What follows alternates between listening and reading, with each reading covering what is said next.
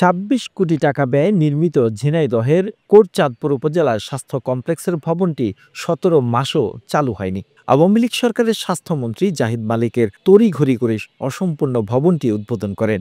অব্যবহৃত থাকার কারণে ভবনের আসবাবপত্র, টিভি ও পানির ট্যাপসহ গুরুত্বপূর্ণ সামগ্রী চুরি হয়ে গেছে। প্রশাসনিক অনুমোদন না হওয়ায় ১০০ শয্যার হাসপাতালটি চালু করা যাচ্ছে না। এদিকে উপজেলা স্বাস্থ্য কমপ্লেক্সের চিকিৎসা সেবা দিচ্ছেন মাত্র ৫ জন চিকিৎসক, যা ইনডোর, আউটডোর ও নাইট ডিউটি বা জরুরি বিভাগ সহ সকল ক্ষেত্রে চিকিৎসা সেবা ব্যাহত হচ্ছে। বর্তমানে ৫০ শয্যা বিশিষ্ট হাসপাতাল হলেও এখানে ১০০ থেকে ১২০ জন রোগী সবসময় ভর্তি থাকেন। কখনো কখনো রোগীর সংখ্যা এতটাই বৃদ্ধি পায় যে বেড সংকুলান না হওয়ায় বারান্দায় থাকতে বাধ্য হয়। হাসপাতালটিতে ৫০ শয্যা হিসেবে মোট কর্মকর্তা কর্মচারীর সংখ্যা ১২৪ জন থাকার কথা, কিন্তু আছে মাত্র ৭১ জন। দীর্ঘদিন শূন্য রয়েছে ৫৩টি। হাসপাতালে ১৯ জন চিকিৎসকের বিপরীতে কর্মরত আছেন মাত্র ৭ জন, শূন্য আছে ১২টি। হাসপাতালে চিকিৎসা নিতে আসা উপজেলার পার্লাট গ্রামের হামিদা বেগম ও হাওয়া বেগম বলেন, ঘণ্টা যাবৎ লাইনে দাঁড়িয়ে থেকেও চিকিৎসা সেবা পাওয়া যাচ্ছে না। খরচ খেতে এত বড় একটা বিল্ডিং করে, বিল্ডিং এ কোনো ভালো ডাক্তার নেই, কোনোটা ভালো ইয়ে নেই, এত দামি দামি জিনিস এসে চুরি হয়ে যাচ্ছে।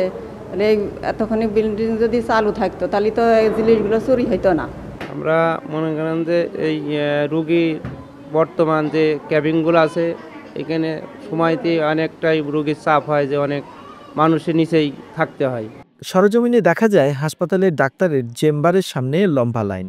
একজন ডাক্তার প্রতিদিন ৩০০ করে রোগী দেখেন, এতে রোগীরা ভালো সেবা পান না। এ বিষয়ে উপজেলা স্বাস্থ্য ও পরিবার পরিকল্পনা কর্মকর্তা ডাক্তার মোহাম্মদ আমানুল্লাহ আল মামুন জানান, তিনি কয়েক মাস আগে এখানে যোগদান করেছেন। হাসপাতালটি ৫০ শয্যা হলেও ব্যাপক জনবল সংকট রয়েছে।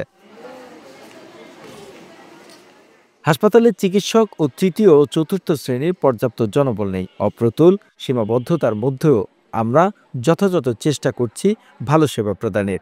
চালুকাদের পদক্ষেপ ওইটাই যে আমাদের আসলে কাগজপত্র পাঠানো হয়েছে, প্রশাসনিক অনুমোদন আমাদের এখনো পাইনি। পালি পরে আমরা যত দ্রুত কাজ করা যায় যাতে জনগণ সেবা পায়। আর ওখানে যা যা আছে ওটা যদি আমি যাইনি, দেখিনি, নতুন একদম আমি দেখে আমি বলতে পারবো। দ্রুত চালু করা যায় যাতে জনগণ সেবা পায়, এবং জনগণ সেবাটা তো আসলে আমাদের মুখ্য উদ্দেশ্য। আমরা চাই যে আসলে জনগণ সেবা পাক এবং দ্রুত চালু হোক। আমরা প্রশাসনিক অনুমোদন নেওয়ার জন্য মন্ত্রণালয়ে পাঠাইছি। মন্ত্রণালয় থেকে প্রশাসনিক অনুমোদন হয়ে আসলেই আমরা চালু করতে পারবো। ইতিমধ্যে হাসপাতালটিতে ৫০ শয্যা থেকে ১০০ শয্যা উন্নীত করা হয়েছে। নতুন ভবন নির্মাণ হলেও প্রশাসনিক অনুমোদন হয়নি। The news Bangladesh desk report.